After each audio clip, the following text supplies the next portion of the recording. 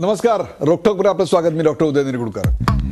9/11 अमेरिकेच्या न्यूयॉर्क शहरातल्या हल्ल्यात 3,000 निरपराध लोकांचे बळी गेले, तर 26/11 मुंबईवरच्या हल्ल्यात 175 निरपराध लोकांचे बळी.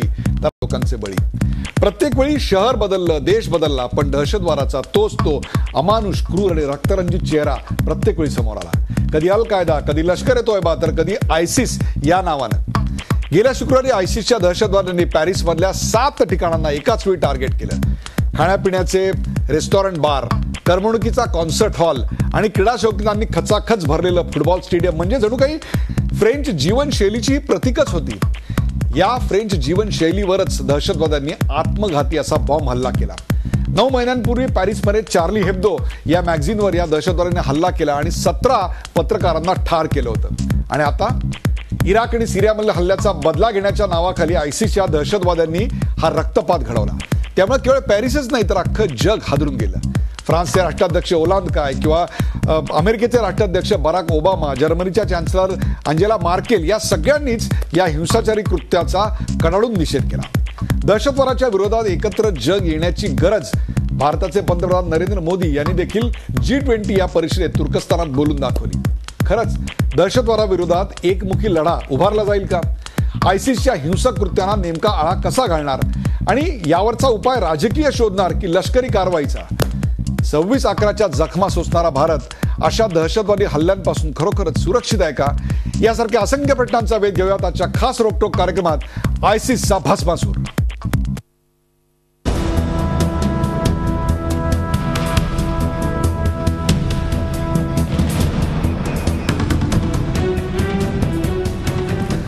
आयसिसचा भस्मासूर या कार्यक्रमात सुरुवातीला पाहूया या विषयावरचा एक खास रिपोर्ट.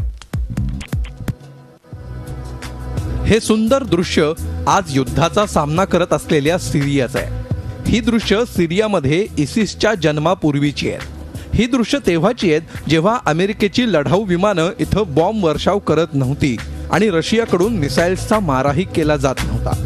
मात्र 2011 मध्ये हे चित्र अचानकपणे बदलून गेलं आणि त्याची नोंद इतिहासालाही घ्यावी लागेल.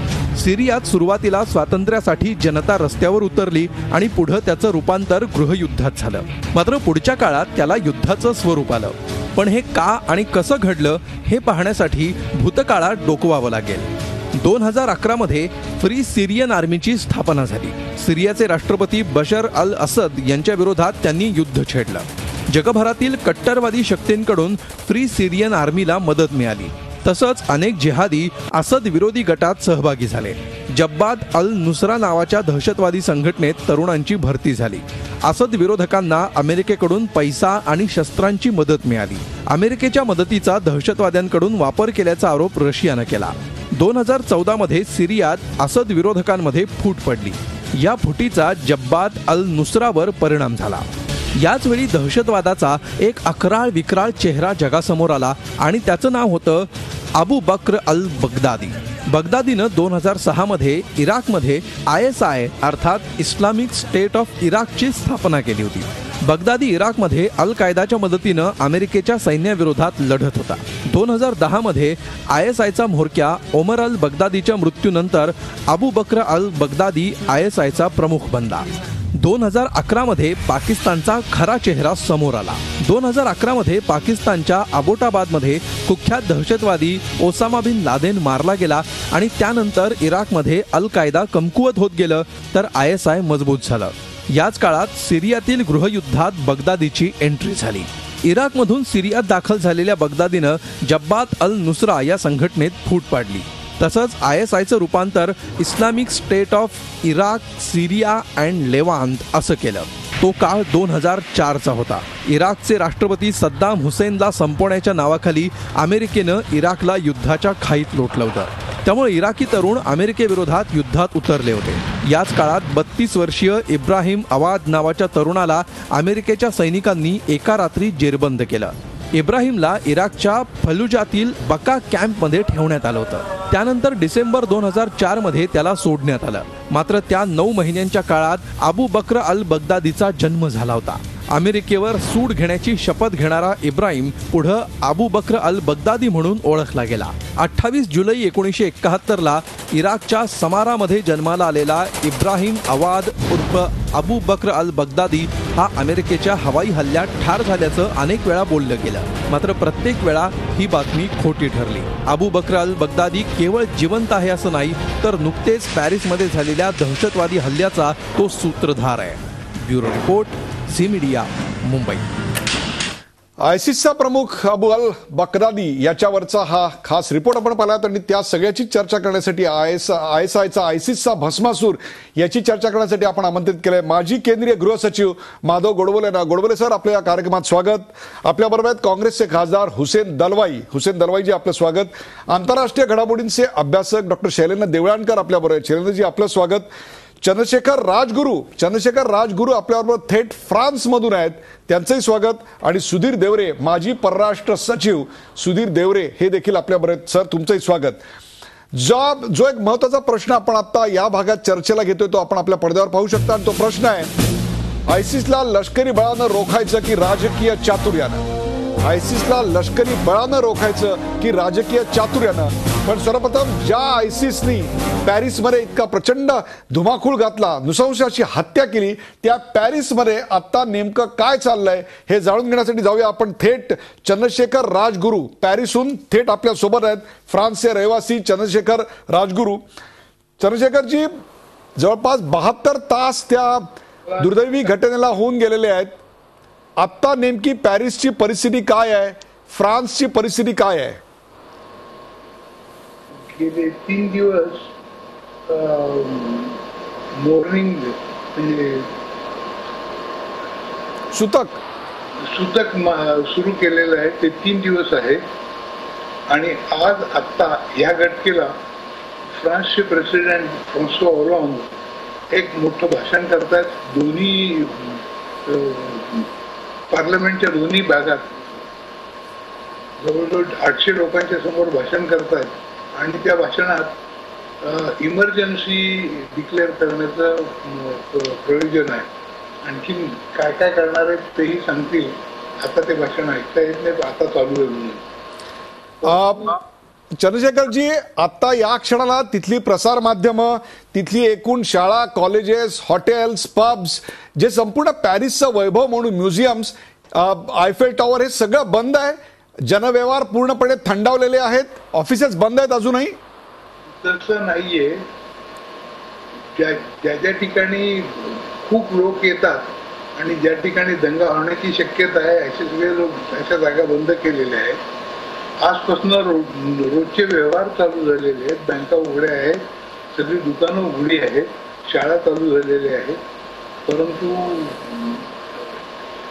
टुरिझमची जी ठिकाणं आहेत ती मात्र बंद आहेत. कारण फ्रान्समधलं टुरिझम खूप आहे आणि कुठेही त्या टुरिस्टमध्ये घुसून टेररिस्ट गोंधळ करू शकतात.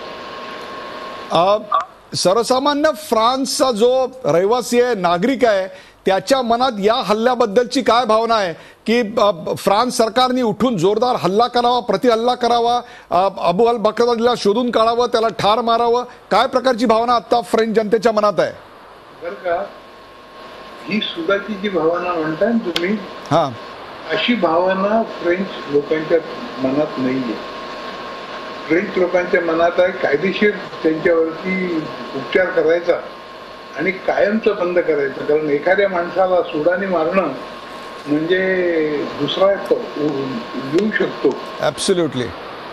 आत्ताच्या परिस्थितीत त्यांचं तोंड बंद करणं, त्यांना संपूर्णपणे न्यूट्रलाइज करणं हे महत्वाचं काम आहे. अगदी बरोबर आहे. मला आठवत आहे चंद्रशेखरजी, चार्ली हेब्डोवर जेव्हा हल्ला झाला होता त्यावेळेला फ्रान्सची जनता रस्त्यावर उतरली होती. जवळपास 10 लाख लोक रस्त्यावर येऊन निदर्शनं करत होती, परंतु ती अत्यंत शांततामय अशी निदर्शनं होती. त्याच्यात जे घोषणा फलक किंवा काही जे हातावर होतं त्यात कुठल्याही देशाविरोधात, कुठल्याही धर्माविरोधात किंवा कुठल्याही एका व्यक्तीच्या विरोधात फ्रान्सची जनता कोणत्याही प्रकारची आंदोलनं करत नव्हती. हे चित्र देखील माझ्यासमोर आहे. तर स्टेडिया दे फ्रान्स याच्यामध्ये जेव्हा हल्ला झाल्याचं कळल्यानंतर फ्रेंच जनता बाहेर पडली तेव्हा आपलं राष्ट्रगीत म्हणत बाहेर पडली. हे देखील याची देखील संपूर्ण जगानं नोंद घेतलेली आहे. काही क्षणात मी तुमच्याकडे येतो, परंतु थेट जातोय आता मी शैलेंद्र देवळाणकर यांच्याकडे. शैलेंद्र देवळाणकर, इसिस ही संघटना नेमकी काय आहे, त्याचं उद्दिष्ट काय, त्याची बलस्थानं काय आहेत?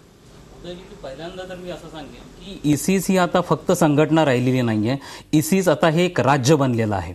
इराक आणि सिरियाच्या जवळपास 35% भूमीवरती इसिस या संघटनेनं आपलं राज्य प्रस्थापित केलेलं आहे. 2012 मध्ये ही संघटना उदयाला येते आणि 2 ते 3 वर्षांमध्ये याचं प्रॉलिफरेशन होतं. आणि ही संघटना इतर सर्व दहशतवादी संघटनांपेक्षा पूर्णपणे वेगळी असलेली संघटना आहे. यांचे बँक अकाउंट्स आहेत. तुमच्या माहितीसाठी सांगतो, साधारणतः $2.5 ते $3 बिलियन एवढे जबरदस्त बँक डिपॉझिट्स यांच्याकडे आहेत. यांच्या स्टँडिंग आर्मीज आहेत. हा अल कायदा मधला आणि इसिस मधला फार मोठा फरक आहे. अल कायदा गनिमी काव्यानी हल्ला करण्यामध्ये हे होतं, परंतु हे समोरासमोर फाईट करण्यामध्ये विश्वास ठेवणारे आहेत आणि यांचा प्रसार हा फार मोठा आहे. आणि सर्वात विशेष महत्वाची गोष्ट म्हणजे आज जगातल्या जवळपास 70 ते 75% संघटनांनी, दहशतवादी संघटनांनी, ज्या राष्ट्रीय पातळीवरच्या आहेत, प्रादेशिक पातळीवरच्या आहेत, त्यांनी आपली संलग्नता ही इस्लामिक स्टेट बरोबर आता घोषित केलेली असल्यामुळे यांचा प्रसार हा मोठ्या प्रमाणावर वाढलेला आहे.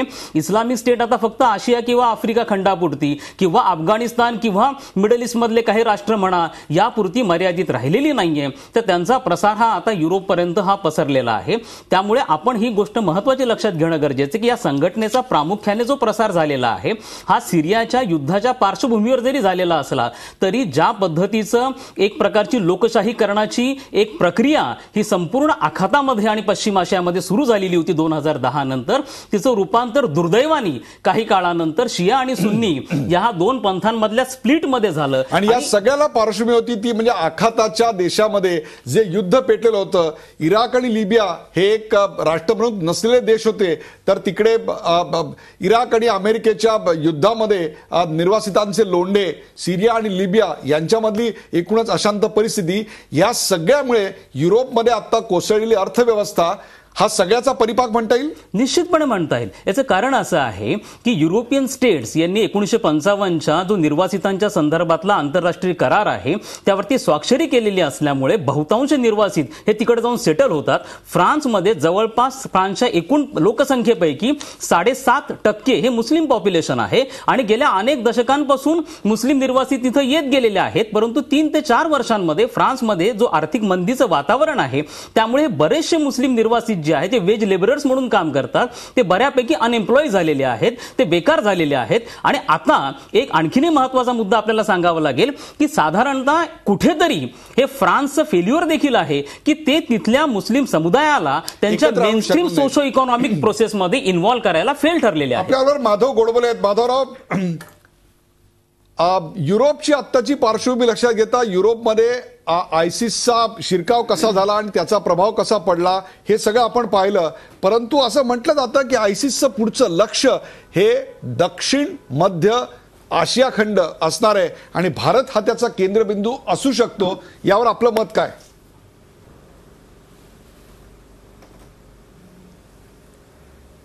मला असं वाटतं की आता या सगळ्याच प्रश्नाचा नव्यानं विचार करण्याची वेळ आलेली आहे. आपणच नाही तर संबंध जगाने जी क्लॅश ऑफ सिव्हिलायझेशनबद्दल आपण जे 10-20 वर्ष बोलतोय, ऐकतोय, पॉलिटिकली ते करेक्ट नसल्यामुळे लोक त्याबद्दल बोलायला कचरतात. परंतु मला असं वाटतं आता त्याचा सिरियसली विचार करणं आवश्यक आहे. कारण हा 2 संस्कृतींमधला झगडा आहे, हा 2 संस्कृतींमधलं हे युद्ध आहे एका दृष्टीनं, आणि त्यासाठी दूरदृष्टीनं विचार करावा लागेल. ते केवळ आज सिरियामध्ये आहे, उद्या दुसऱ्या कुठल्या देशामध्ये आहे असा विचार करून चालणार नाही. दुसरी एक गोष्ट लक्षात घेतली पाहिजे की याची कारणमीमांसा जर आपण याचा उगम कुठे झाला हे जर बघितलं तर अमेरिकेचा हस्तक्षेप नको त्या ठिकाणी आणि प्रत्येक देशामध्ये आपल्याला पाहिजे असेल ती राजसत्ता त्या देशामध्ये निर्माण केली पाहिजे, अशा तऱ्हेचं त्यांचं धोरण. मग ते इराणमध्ये असू द्या, मग इराकमध्ये असू द्या एकेकाळी, आणि आता ते सिरियामध्ये असू द्या. तेव्हा अशा परिस्थितीमध्ये जर तुम्ही असलेलं सरकार उलथून टाकून नवीन सरकार आपल्या आवडीचं तिथे आणणार असलात आणि त्यासाठी पैसा पुरवणार असणार, त्यासाठी शस्त्रास्त्र पुरवणार असाल, तर याशिवाय दुसरं काही होऊच शकत नाही. सुधीर देवरे साहेब, आपण पाहिलं असेल की इसिस हे कसं वाढलं युरोपपासून, आता त्याचा दक्षिण मध्य आशियाला काय धोका आहे याचंही विवेचन आपण ऐकलं. सवाल असा आहे की अल कायदापेक्षा अत्यंत वेगळी अशी मोडस ऑपरेंडी, म्हणजे 7व्या शतकातले फतवे आणि 21व्या शतकातलं प्रसार माध्यम याचा त्यात ओढलं जातं. त्यांना एकत्र करायचं आणि प्रचंड मोठ्या प्रमाणावर अनरेस्ट निर्माण करायचा, जगाचं लक्ष आपल्याकडे वेधून घ्यायचं. अल कायदा आणि आता नंतरचं आलेलं आयसिस, या सगळ्याच्या मागे कुठेतरी अमेरिकेचं युद्धखोर नेतृत्वच आहे की ज्यांनी 2003 साली याची बीजं रोवली. त्याहीपेक्षा सुद्धा आत्ता देखील 1 ते 1,500 फक्त निर्वासित त्यांनी स्वीकारले, बाकीचे निर्वासित अमेरिकेने अजून स्वीकारलेले नाहीत. या सगळ्याबद्दल, या संपूर्ण जागतिक राजकारणाच्या आत्ताच्या पटाबद्दल आपण काय बोलाल?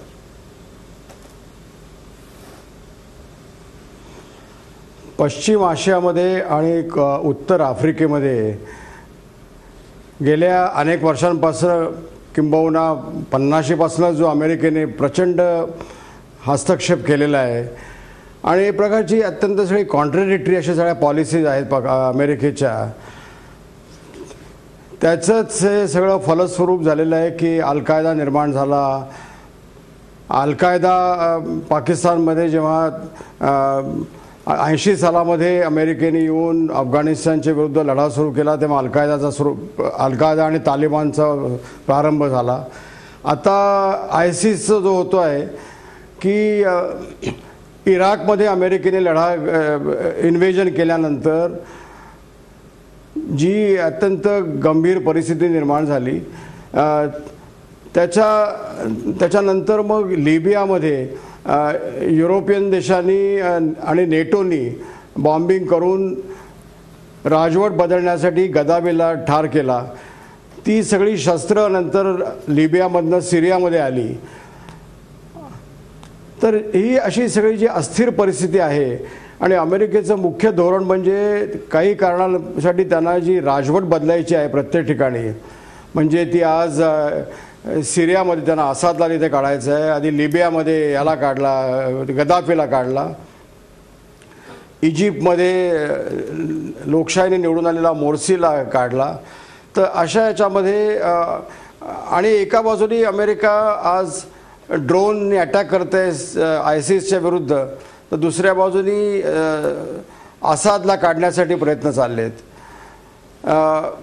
दहशतवादाला आळा घालण्यासाठी प्रयत्न करायचे म्हणतायत, तर दुसऱ्या बाजूला जी राष्ट्र, उदाहरणार्थ सौदी अरेबियाने या भागामध्ये सगळ्यांना पैसा आणि शस्त्र पुरवून अत्यंत अस्थिर अशी परिस्थिती निर्माण केली आहे. तर सौदी अरेबिया, कतार किंवा UAE यांच्याबरोबर अमेरिकेचे संबंध अत्यंत जवळचे आहेत. तर अशा प्रकारची जी सगळी दुहेरी म्हणा किंवा कॉन्ट्राडिक्टरी धोरणं अमेरिकेने चालवली आहेत, तर ती धोरणं आता अशी पुढे चालू शकतील का, किंवा असं जर का ते चालत राहिली तर ही ही पश्चिम आशियामधली किंवा आता युरोपमध्ये पसरलेली अशी जी हिंसा आहे मोठ्या प्रमाणामध्ये, ती आपल्याकडे सुद्धा येऊ शकेल. ती हिंसा किंवा तो दहशतवाद टाळणं जवळजवळ अशक्यप्राय आहे. तर अशी परिस्थिती असताना आज सगळ्या ज्या महासत्ता आहेत किंवा ज्या सगळ्या सत्ता अंतालियामध्ये, टर्कीमध्ये एकत्र आलेल्या आहेत, त्यांना अत्यंत गंभीरपणे याचा विचार करावा लागेल. आपल्यासोबत हुसेन दलवाई आहेत. हुसेन दलवाई, या सगळ्याकडे आणि आयसिसच्या उदयाकडे भारत अत्यंत गांभीर्यानं बघतोय. याचं कारण अल कायदातले जे रिक्रुट्स होते, जे तरुण आकर्षित केले गेलेले होते, जे त्याला कच्छपी लागलेले होते, हे सगळे अफगाणिस्तानमधले होते. परंतु अल कायदाच्या नंतरच्या आयसिसचं तसं नाहीये. इथले तरुण हे भारतातनं रिक्रूट होत आहेत, ऑस्ट्रेलियातनं रिक्रूट होत आहेत, फ्रान्समधनं रिक्रूट होत आहेत. भारतीय सर्वसामान्य मुसलमान या घटनांकडे कसं पाहतोय आणि आयसिसच्या इथल्या सुशिक्षित मुसलमानांना वाटणाऱ्या आकर्षणाबद्दल काय सांगाल? कारण कल्याण असेल, नवी मुंबई असेल, उदगीर असेल, अशा अनेक ठिकाणून हे रिक्रूट होत आहेत. मला असं वाटलं माझ्या आधी तिघेजण जे बोलले त्याच्यामध्ये फार मोठं त्यांचा अभ्यास आहे आणि ते अगदी बरोबर बोलले. हे सगळं आंतरराष्ट्रीय राजकारण जे आहे ते आमच्या मर्जीनुसारच चाललं पाहिजे, हे अमेरिकेचे धोरण आहे आणि त्यासाठी ते अनन्वित छळ करतात लोकांचा. मग तो क्युबा असू दे, व्हिएतनाम असू दे, अफगाणिस्तान असू दे, इराक असू दे, इराणमध्ये सुद्धा त्यांनी करण्याचा प्रयत्न केला पण त्यांना फार तेथे हात घालता आला नाही. हे आपण लक्षात घेणं फार आवश्यक आहे. आणि ही सगळी लढाई, आणि हा मुद्दा आला नाही दुर्दैवानं, सगळी लढाई ही तेलासाठी आहे. एक लक्षात घ्या, आयसिसच्या जे ह्यांनी जे सांगितलं ते खरं आहे. जवळजवळ युकेच्या, ब्रिटनच्या दुप्पट आज त्यांच्याकडे भूमी आहे आणि तेलाच्या विहिरी आहेत आणि ते तेल फुकटात मळावं, कमी ह्याच्यात मळावं यासाठी प्रयत्न, म्हणजे ह्यांच्याकडून तेलही त्यांनी घेतलेलं आहे. आता काय करतील मला माहिती नाही. आता तेलाच्या त्या विहिरी जाळतील पण त्यांनाही जाळतील. दहशतवाद आपण म्हणतो म्हणजे काय असतं, एखाद्या गोष्टीची भीती वाटणं म्हणजे दहशतवाद. आणि ती भीती अमेरिका सबंध जगामध्ये एक वेगळ्या तऱ्हेने निर्माण. पण या सगळ्याकडे भारतीय मुसलमान कसा पाहतोय? भारतीय मुसलमान थोडं असं आहे की त्यांनी एक लक्षात घ्या, एका बाजूला ते डायरेक्ट इस्लामिक दहशतवाद अशी भाषा ते वापरतात आणि तीच नेमकी दहशतवाद्यांना सोयीची असते. ते सुद्धा मग इस्लामिक दहशतवाद, इस्लाम केली आणि ते त्यांचं संबंध जे आहे ना सलाफी भूमिका, म्हणजे फंडामेंटलिस्ट. इस्लाम हा आम्ही म्हणू तसाच असला पाहिजे. शिया ते मानत नसतील तर ते चालणार नाही. इतर जर तो कोणी त्या पद्धतीने वागणार नसेल तर मानणार नाही. अशी त्यांची जी भूमिका आहे ती भूमिका याच्यातून आली आहे. त्याच्यातून शिकलेले तरुण इंजिनियर्स असतील, वकील असतील, डॉक्टर असतील, त्यांच्याकडे आज आकर्षित होत आहेत. याचं कारण काय सांगाल? याचं कारण ही तेच आहे. असं आहे की तुम्ही जर एखाद्या समाजाला भिंतीकडे रेटायला लागलात की त्याच्यातून या पद्धतीनं रॅडिकलिझम तयार होतो, हे सुद्धा आपण लक्षात घेतलं पाहिजे. आणि ही लढाई सुरुवातीला आपण म्हणालात तसं मी म्हणेन की ही लढाई तुम्हाला नाही तर ही प्रतिक्रिया, असं आपलं मत आहे. नाही, ही प्रतिक्रिया की क्रिया हा याच्यात मी जाणार नाही. पण मुख्य भाग असा आहे की ही लढाई केवळ ह्याच्याने बॉम्बने आणि मिलिटरीने लढता येणार नाही, तर ती पॉलिटिकलीच लढावी लागेल. ती राजकीयदृष्ट्या लढता येईल का? आणि त्याहीपेक्षा सुद्धा युरोपियन युनियन या कन्सेप्टचं काय होईल आणि शेंगन विजाचं काय, या सगळ्या विरुद्ध, दहशतवादाविरुद्ध जग एकत्रितपणे लढू शकेल का? भारताला धोका किती? या सगळ्या प्रश्नांचा उहापोह करूया एका ब्रेक नंतर. कुठे जाऊ नका, पाहत राहा झी24 आपण पाहताय आयसिसचा भस्मासूर.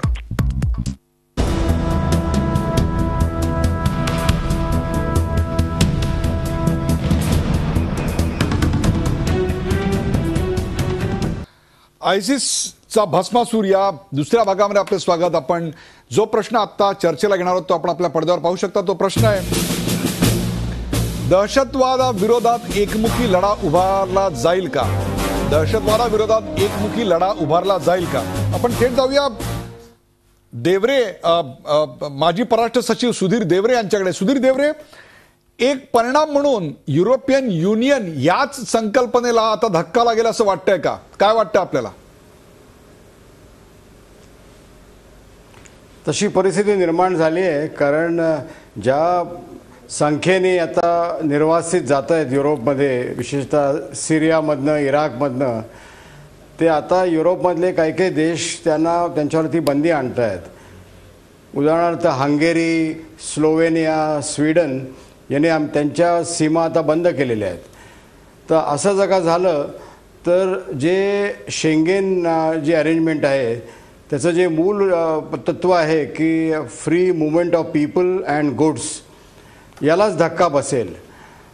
आणि जर का शेंगेन कोलमडलं तर सगळा व्यापार किंवा फ्री मुवमेंट जर का युरोपियन युनियनमधली थांबली तर युरोपियन युनियनचं रेझॉन देत्र की याचं मुख्य अस्तित्वच मुळी धोक्यात येईल. तर ही अर्थातच घटना फारशी सुखावं नाही आहे, कारण आज युरोपियन युनियन हे जगातली सगळ्यात यशस्वी अशी रिजनल ऑर्गनायझेशन आहे आणि इतर अनेक अशा ऑर्गनायझेशन्सना त्यांची प्रकारची प्रेरणा आहे. तर ही घटना चांगली होणार नाही. चंद्रशेखर राजगुरू, जे 2 दहशतवादी त्यांच्या मृतदेहाची ओळख पटलेली आहे त्यांच्याकडे जे निर्वासितांचं प्रमाणपत्र होतं ते निर्वासितांचं प्रमाणपत्र सापडलंय. याच्यानंतर फ्रान्सच्या बॉर्डर निर्वासितांसाठी बंद करण्यात येतील का, सील करण्यात येतील का? आता काय सरकारची भूमिका आहे असं वाटतं आपल्याला? आज अजूनपर्यंत तरी त्यांनी तसा निर्णय घेतलेला नाहीये. आता उद्याला घेतला तर त्याला त्यांची कारणं द्यावी लागतील. बरोबर. आपण जाऊया सुधीर देवरे यांच्याकडे. सुधीर देवरे, पंतप्रधान नरेंद्र मोदी यांनी काय सांगाल त्याच्याबद्दल? भारताने गेल्या कित्येक वर्षांपासून दहशतवादाविरुद्ध एक comprehensive convention for prevention of terrorism असा एक महत्त्वाचा मुद्दा संयुक्त राष्ट्रसंघामध्ये मांडलेला आहे आणि त्याला बऱ्यापैकी प्रतिसाद पण मिळाला. परंतु असे काही देश आहेत ज्यांना ह्याच्यामध्ये फारसं स्वारस्य नाही आहे, ते त्याच्यात फ्रीडम फायटरचा वगैरे असे मुद्दे आणून त्याला थांबवत आहेत आणि त्यामुळे हे कन्व्हेन्शन आत्तापर्यंत होऊ शकलं नाही आहे. तर या G20मध्ये आता पंतप्रधान मोदींनी परत हा मुद्दा मोठ्या प्रकर्षाने पुढे मांडला आहे.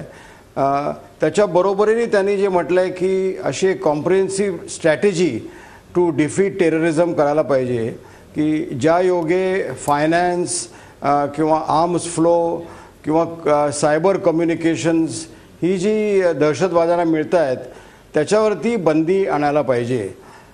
अर्थात हे कसं होऊ शकेल हे फारसं सोपं नाही आहे, कारण साधं उदाहरण म्हणजे हाफिज सईद किंवा लखवी आणि दाऊद इब्राहिम यांना मदत मिळू नये त्यांच्याविरुद्ध जी सँक्शन्स आहेत त्यासाठी जी UNची कमिटी आहे त्या कमिटीच्या गेल्या 2-3 महिन्यापूर्वीच्या मीटिंगमध्ये सुद्धा एकमत होऊ शकलं नाही.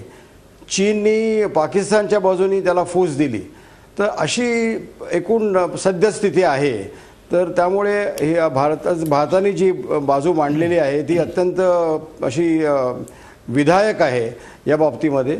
तर त्याच्यामध्ये आता या घटनांनंतर काहीतरी अधिक संमती मिळेल अशी आपण आशा करूयात.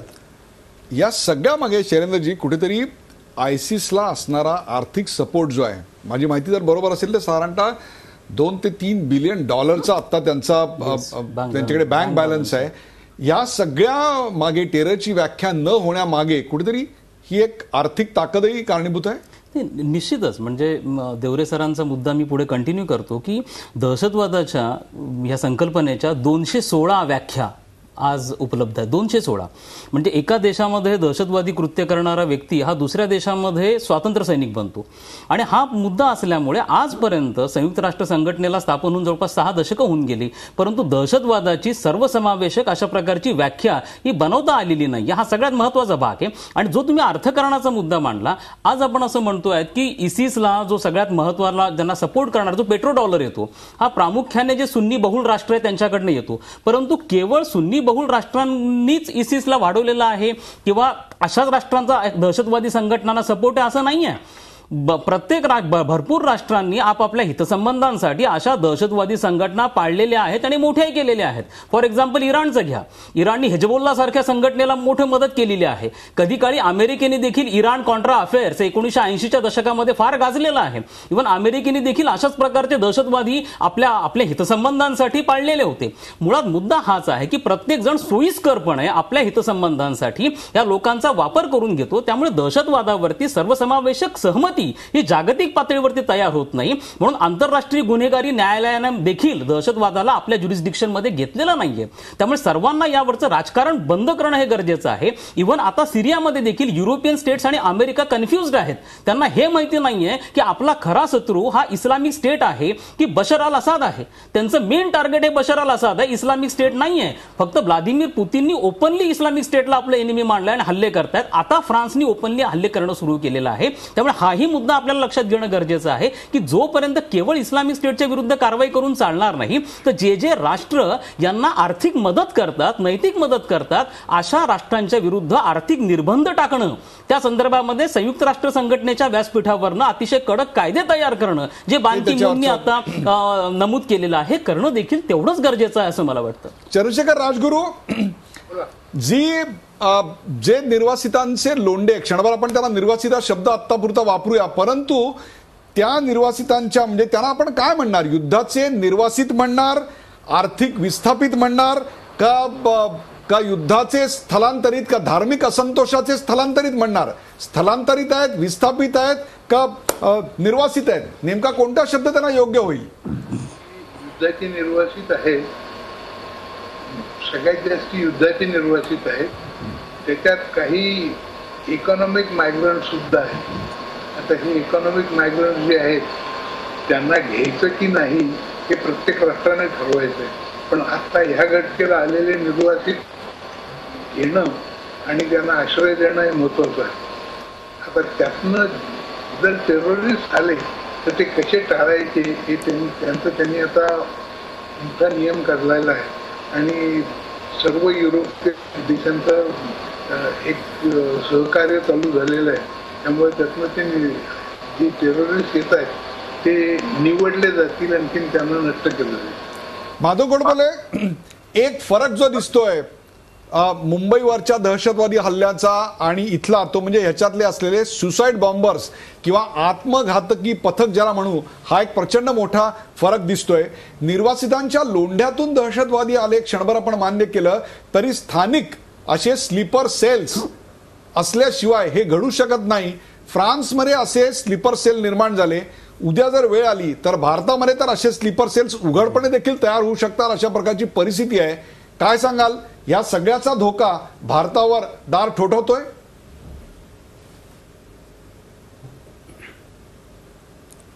आपण मगाशी प्रश्न विचारला की आंतरराष्ट्रीय पातळीवर या बाबतीमध्ये एकमत होत नाही. मी तर असा प्रश्न विचारेन की देशामध्ये तरी या बाबतीमध्ये एकमत आहे का? उदाहरणार्थ, या देशामध्ये कशा तऱ्हेचा कायदा करावा आणि त्याने दहशतवाद निपटून टाकावा, या बाबतीमध्ये अजूनही आमच्या राज्यकर्त्यांच्या मध्ये एक वाक्यता नाही. जर आम्ही हे आमच्या देशात करू शकत नाही तर ते जागतिक पातळीवर व्हावं अशा तऱ्हेची अपेक्षा करणं हे अतिशय चुकीचं आहे. उदाहरणार्थ, मनी लॉन्ड्रिंग कायदा जो सगळ्या देशांनी करावा असं काही वर्षापूर्वी ठरवण्यात आलं आणि त्या दृष्टीने भारतामध्ये काही स्टेप्स घेण्यात आल्या. आपल्याला असं लक्षात येईल की भारतामधला मनी लॉन्ड्रिंग कायदा हा सर्वात कमकुवत, जगातला सर्वात कमकुवत कायदा आहे. कारण 3 वेळेला त्याचा ड्राफ्ट पार्लमेंटमध्ये, राज्यसभेमध्ये, लोकसभेमध्ये निरनिराळ्या कमिट्या नेमून तो ड्राफ्ट खाली जास्तीत जास्ती सैल करण्यात आला. तेव्हा अशा परिस्थितीमध्ये आता उदाहरणार्थ मुंबईमध्ये ज्या वेळेला बॉम्ब हल्ला झाला त्यावेळेला हा प्रश्न निर्माण झाला होता की हे केवळ बाहेरनं 10-12 लोक येऊन त्यांनी हा हल्ला केलेला नाहीये, तर त्यांना लोकल मदत मिळालेली आहे. आता आम्ही किती अशा तऱ्हेचे हे स्लीपर सेल्स, त्यावेळेला त्यांचा किती अशा स्लीपर सेल्सचा छडा लावला? आम्ही नाही लावू शकलो, कारण तिथे राजकीय दबाव होता आणि त्या दबावामुळे आम्ही हे काम करू शकलो नाही. आता फ्रान्समध्ये सुद्धा आज तीच परिस्थिती आहे. आपण बोलताना ग्लिबली असं बोलतो की फ्रान्समध्ये जे मुसलमान निर्वासित म्हणून आले तर त्यांना मेन स्ट्रीममध्ये समाविष्ट करून घेतलेलं नाही. भारतामध्ये काय परिस्थिती आहे? आम्ही आमच्या मुसलमानांना अजूनही मेन स्ट्रीममध्ये समाविष्ट करून घेतलेलं नाही. उदाहरणार्थ, सच्चर कमिटीचा रिपोर्ट आला, त्याच्यामधल्या धक्कादायक गोष्टी त्यामध्ये पुढे आल्या, त्याच्यावर आम्ही चर्चाही करायला तयार नाही. अशा तऱ्हेची परिस्थिती असताना आपण जागतिक स्तरावर या गोष्टीचा विचार करणं हे थोडंसं मला हास्यास्पद वाटतं. काय सांगाल हुसेन दलवाई? माधवरावजी, तुम्ही इतकं स्पष्टपणे बोललात, मला फार आनंद झाला. हा केवळ ज्या पद्धतीने डिस्क्रिमिनेशन होतं त्याच्यातून एक असंतोष निर्माण होतो आणि त्याचा फायदा हे जे जातीयवादी किंवा त्याचा फायदा हे कम्युनलिस्ट उठवत असतात. आपण ज्या बिलाचा उल्लेख केला तसंच मी उल्लेख करेन, कम्युनलिझमच्या संबंधातलं बिल सुद्धा येऊ दिलं नाही. मला असं वाटतं की सर्वसमावेशक विकास, सगळ्यांना बरोबर घेणं आणि सगळ्यांना त्याच्याबद्दलची एक आस्था निर्माण करणं हेच त्याला उपाय आहे. आणि दुर्दैवानं हे होत नाही आपल्याकडे. एक लक्षात घ्या, आपल्याकडे या पद्धतीनं मी मुस्लिम म्हणून सुद्धा हे बोलेन की मुसलमानांमधला जो जातीयवाद आहे तो थांबवण्याच्या दिशेनं मुस्लिम नेत्यांचं जे काम आहे ते सुद्धा होत नाही, हे लक्षात घ्या. बारीक बारीक प्रश्नांच्या संबंधामध्ये आज एक सबंध मुवमेंट अशी चालली आहे की फंडामेंटलिझमकडे जायचं म्हणजे नेमकं काय जायचं? आपण जे सर्वसमावेशक धर्म, ज्या इस्लामने सगळ्यांना बरोबर घेणं आणि एकी निर्माण करण्याचं सांगितलं, तिथे या पद्धतीची ती दुफळी का होते? पण तुम्हाला एक सांगेन, याच्यामध्ये काही मौलाना सुद्धा चांगलं काम करतात. उदाहरणार्थ महमूद मदनींचं नाव घेईन मी. लाखाच्या सभा घेऊन दहशतवाद हा आपल्याला पुढे नेऊ शकणार नाही, तो आपला घातक आहे हे समजावून सांगतात. आणि इस्लाममध्ये एक बेगुन्हेगार माणूस मारणं याचा अर्थ तुम्ही माणुसकी मारता असं सातत्याने सांगणारी मंडळी आहे. त्यांचं आकर्षण वाटण्याऐवजी आम्हाला दिसतात काय तर आयसिस मध्ये जाणारी मुसलमान तरुण मुलं की जी इंजिनियर असतात, डॉक्टर असतात, वकील असतात. असं काय असतं मग त्यांना की या देशातल्या मुख्य प्रवाहांनी त्यांना शिक्षण दिलं, या मुख्य प्रवाहांनी त्यांना नोकऱ्या दिल्या, असं असताना देखील त्यांना धर्मांधतेचा असा मार्ग निवडावा असा वाटला नाही? एका बाजूला हे आहेच ना, मी त्याचा उल्लेख केला की फंडामेंटलिझम इतक्या मोठ्या प्रमाणात वाढतोय आणि त्याला कुठून पैसा येतोय नेमका त्याचाही शोध घेतला पाहिजे. म्हणजे अरब देशातूनही येतोय आणि अमेरिकेतूनही येतोय असं माझा आरोप आहे. ज्या पद्धतीने चाललंय म्हणजे तुम्हाला सांगतो, हे प्रचारक आहेत ना, धर्माचे प्रचारक, ते काही संस्थांना डायरेक्ट प्रत्येक प्रचारकाला पगार दिला जातो. तुम्ही का नाही बंद करू शकत हे सगळं? ज्या पद्धतीनं शिक्षणामध्ये एक उदारता आली पाहिजे आणि त्याचबरोबर ही उदारता सगळ्या समाजामध्ये जाईल कशी हे पाहिलं पाहिजे. हे सुद्धा होत नाही. सचर कमिटीचा त्यांनी उल्लेख केला, अतिशय चांगला उल्लेख केला. सचर कमिटीने सांगितलेल्या गोष्टी का होत नाही? डिस्क्रिमिनेशनच्या संबंधामध्ये त्यांनी उपाययोजना सुचवलेल्या आहेत, त्या करण्याच्या संबंधामध्ये का पावलं उचलली जात नाही? दुर्दैवानं काही जर काही मुसलमानांच्या संबंधात काही करायला गेलात मग मुसलमानांचं लागून चॅनल अशा रीतीने बोलला. मला चर्चा आता थेट मुद्द्यावरच आणायची आहे. शरद देवळणकर, या देशातली सर्वात मोठी समस्या कोणती? बहुसंख्याकांची असहिष्णुता का अल्पसंख्याकांचा लांगूल चालन?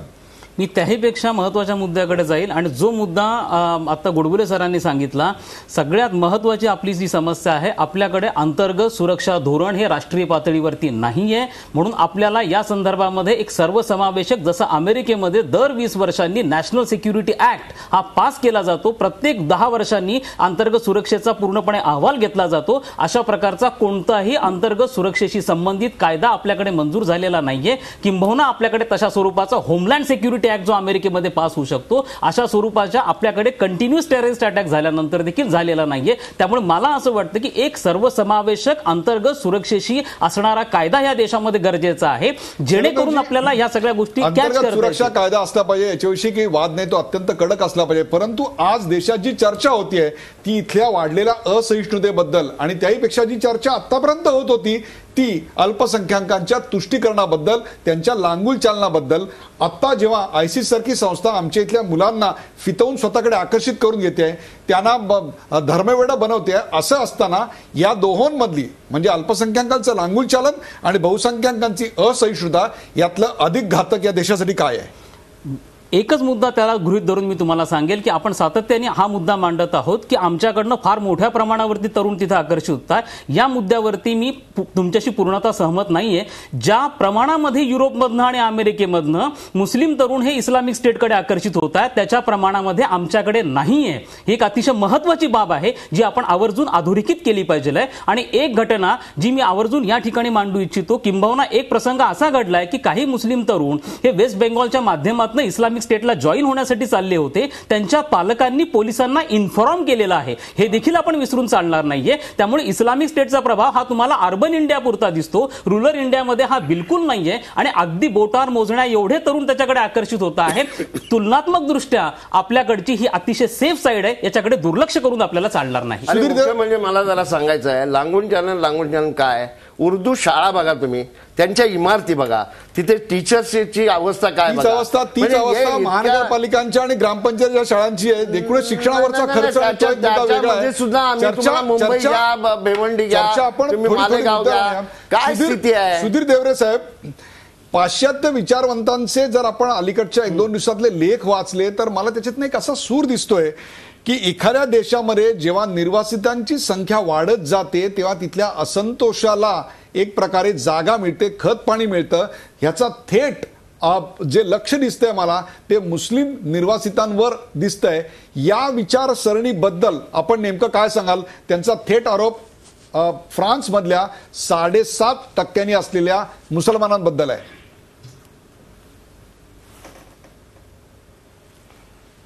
फ्रान्समध्ये किंवा युरोपमधल्या काही देशांमध्ये गेल्या 3-4 दशकांमध्ये जे मोठ्या प्रमाणामध्ये मुस्लिम विशेषतः उत्तर आफ्रिकेमधनं आलेले आहेत, त्याबद्दल नेहमीच इथे असा असंतोषाचा सूर असतो. आणि जरी असं इंटिग्रेशन झालेलं नसलं तरी आज एक प्रकारच्या कोएक्झिस्टन्सनी राहता आहेत. ही आय थिंक अशी गोष्ट आहे की याला वेळ लागतो. आणि ते आधी याचा उल्लेख झाला की क्लॅश ऑफ सिव्हिलायझेशन क्लॅश आहे, परंतु युरोपमध्ये अशा एक प्रकारची हार्मनी आणण्याचा प्रयत्न करत आहेत. भारताबद्दल बोलायचं झालं तर जर आपल्याकडे अशी जर का हार्मनी नसेल तर ती हार्मनी नसेल तर मग अस्थिरता येईल आणि मग अर्थातच दहशतवादाला साहजिकच त्याच्यामध्ये खत पाणी मिळतं. त्यामुळे सगळी अशी धोरणं आपल्याला यात अशा दृष्टीने पुढे न्यावे लागतील की कोणत्या प्रकारचा एक प्रकारचा जो समतोल आहे समाजामधला तो कमी होणार नाही. युरोपमध्ये आज तशी भीती वाटते त्यांना की जर का गेल्या 1-2 वर्षामध्ये ज्या प्रमाणामध्ये निर्वासित गेलेले आहेत तर ती संख्या फारच जर का वाढली तर तो मोठी समस्या होईल. आणि म्हणूनच ते अनेक देश आज त्याला त्यांच्या सीमा बंद करायबद्दल बोलत आहेत. पण जर्मनीसारखा देश आहे, युरोपमधला सगळ्यात मोठा देश आहे, तो अत्यंत सामंजस्याने ह्याच्यामध्ये भूमिका घेतो आहे. आणि जर्मनीनी किंबहुना मेर्केलनी आम्ही मोठ्या प्रमाणामध्ये इकडले सगळे निर्वासित घेऊ, सिरियामधले किंवा पश्चिम आशियामधले, असं करून एक प्रकारचं असं आश्वासन दिलेलं आहे. माधवराव, आपल्या देशातलं आत्ताचं वातावरण लक्षात घेता, इथली असहिष्णुता किंवा इथलं लांगुल चालन हे दोन्ही लक्षात घेता भारत अशा हल्ल्यांना तोंड द्यायला किंवा असे हल्ले होऊ न देण्याकरता कितपत तयार आहे असं वाटतं आपल्याला? कारण याच एका मुद्द्यावर या कार्यक्रमाचा शेवट मला करायचा आहे. कारण या सगळ्यावर आता G20 मध्ये खूप काही बोललं गेलं, सर्वांनी एकत्र आलं पाहिजे. सर्व राष्ट्रांचे प्रमुख होते, इंग्लंडचे होते, फ्रान्स इंग्लंडचे होते, अमेरिकेचे होते, भारताचे होते, जर्मनीचे होते. खरोखरच भारत हे सगळं उत्तर द्यायला तयार आहे असं वाटतं आपल्याला?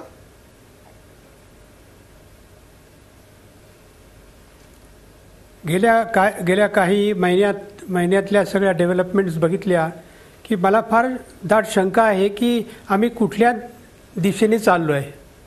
उदाहरणार्थ, प्रत्येक प्रश्नाच्या बाबतीमध्ये हिंदुत्व आणि हिंदुत्वाच्या विरोधी अशा तऱ्हेची एक विचारसरणी आपल्या देशामध्ये निर्माण झालेली दिसते. आणि त्याच्यामध्ये जर समाजामध्ये असलेली इंटिग्रेशन जर नाहीसं होऊ लागलं तर मला वाटतं की अतिशय कठीण परिस्थितीमधून आपल्याला जावं लागेल. आता आपण निर्वासितांच्या प्रश्नाबद्दल बोललो. आता बांगलादेशामधून गेल्या काही वर्षामध्ये आपल्याकडे आलेले कमीत कमी 3 कोटी निर्वासित आहेत. आता त्यांचा विचार केला तर किती किती दिवस हा प्रश्न लोकांच्या जनतेच्या समोर आणि सरकारच्या समोर हा प्रश्न आहे की अशा तऱ्हेचा हा लोंढा येणं हे सुरक्षिततेच्या दृष्टीने बरोबर नाही. परंतु कुठल्याही राजकीय पक्षाने या प्रश्नाच्याकडे लक्ष दिलेलं नाही. त्यामुळे जर उद्या अशा तऱ्हेची आपत्ती भारतावर आली तर आमचा रिस्पॉन्स किती चांगला असेल याच्याबद्दल मला शंका आहे. प्रेक्षको, ओसामा बिन लादेन यांनी एक प्रकारे या दहशतवादाला सुरुवात केली आणि त्या दहशतवादाची आजची पाळंमुळं ही किती खोलवर रुजलेली आहे ते आपण पाहताय. ओसामा बिन लादेननं नव्या खलिफाचं मुस्लिम राज्य अवघ्या जगावर असावं अशी आसुरी महत्वाकांक्षा बाळगली तर आयसिसचा प्रमुख अबू बक्र अल बगदादी यानं स्वतःलाच नवा खलिफा म्हणून घोषित करून टाकलं आणि आयसिसच्या काळ्या झेंड्याखाली बघता बघता हजारो जिहादी दहशतवादी गोळा झाले. या सगळ्याला पार्श्वभूमी होती ती आखाती देशांमधल्या परिस्थितीची. आखाती देशांवर चारी बाजूनी आलेली संकट, शिया आणि सुन्नी असे जीव घेणे पेटलेले वाद, सिरियातलं यादवी युद्ध, त्यामुळे निर्माण झाले निर्वासितांचे लोंढे, येमेन आणि लिबियामधलं नेतृत्वहीन अशा प्रकारचा भूभाग आणि फुटीच्या उंबरठ्यावर उभा असलेला इजिप्त आणि अमेरिका आणि इस्रायलच्या वादात सगळ्या आखाताला मिळालेली तप्त तेलाची फोडणी. तरुणांना माथेफिरू बनवायला यापेक्षा आणखीन काय पार्श्वभूमी हवी? दिवसाला आयसिस समर्थकांकडून जवळपास 2 लाख ट्विट्स आज प्रसारित केले जात आहेत. त्यासाठी 45,000 इतकी मोठी अकाउंट्स वापरली जात आहेत. 7व्या शतकातले जुनाट बुरसटलेले कालबाह्य फतवे जारी करण्यासाठी ही 21व्या शतकातली लेटेस्ट प्रसार माध्यमं वापरली जात आहेत. हाच खरा धोका आहे. सगळ्या जगानं एकत्रित येऊन त्यावर उत्तर शोधायची गरज आहे. कारण victory of terrorism anywhere is victory of terrorism everywhere. मानव जातीसाठी सर्वात जास्त धोकादायक असं काय असेल तर ह्या दहशतवादाचा विजय आहे. आणि म्हणूनच प्रेक्षको, जगातल्या सुप्रसिद्ध ऐतिहासिक वास्तू अगदी मुंबईतल्या CHT स्टेशन पासून ते ब्राझीलच्या ख्रिस्ताच्या पुतळ्यापर्यंत, सिडनीच्या ऑपेरा हाऊस पासून ते लंडनच्या वेम्बली स्टेडियम पर्यंत फ्रान्सच्या निळ्या, शुभ्र आणि लाल रंगात न्हाऊन निघाल्या.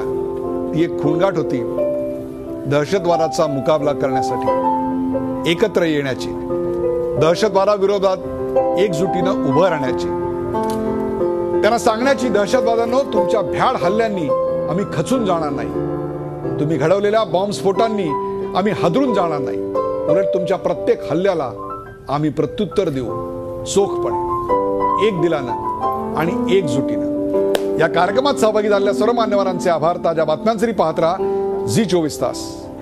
रहा एक पाऊल पुढे.